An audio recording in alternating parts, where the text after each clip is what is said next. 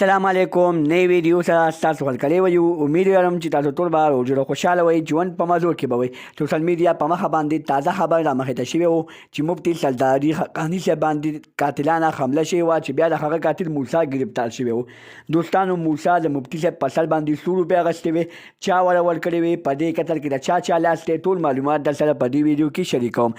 زموږ دا ویډیو خامخا وګورئ چې پوره معلوماتونه ځان خبر کړئ. د نورو معلوماتي ویډیوګانو لپاره زموږ چینل سبسکرایب کړئ تر نشان خامخا وخت چې زموږ هر یوه نوې معلوماتي ویډیو تاسو ته په اسانۍ سره ملاویږي.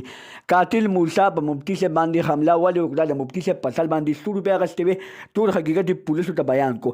قاتل موسی پولیسو ته وایي چې ماله بډیریانو پیسې راکړې وې چې ته په مفتي صاحب باندې حمله وکړه، ځکه چې مفتي صاحب د دیوبند دشمن دی او زه یو دیوبندي یم، زما دیوبند سره ډېره زیاته مینه ده، خو ما ته څه پته ده چې مفتي صاحب د مستقبل دپاره د خلکو سوچ کوي.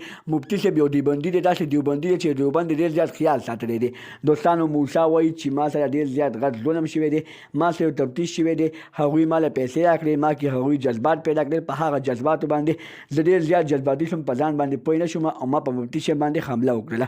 دوستانو موسی وایي چې ما دې ماف کړي، خو مفتي صاحب وایي زه موسی نه شم ماف کولی. زه به د موسی نه د خپل قتل حمله تپوس خامخا کوم چې تا په ما باندې حمله ولې وکړله، چا رالېږلې وې، دې کې د چا لاس و، اخر هغوی په ما باندې حمله ولې کوله، هغوی زما د حملې لپاره نور څوک تیار کړي دي. نن یې ته راولېږلې، ستا راپورټ یې تیار کو، ستا په راپورټ باندې زاړه تاریخ واچوه چې ته دې تاریخ باندې ډاکټر ته ښودلی وې، ډاکټر یې پې کړی دی، وایي چې زه به د دې پوره تفتیش وباسم. د نورو معلوماتي ویډیوګانو لپاره زموږ چینل سبسکرایب کړئ تر نشان ورڅخه مخه ووهئ چې زموږ هر یوه نوې معلوماتي ویډیو تاسو ته په اسانۍ سره ملاویږي. والسلام.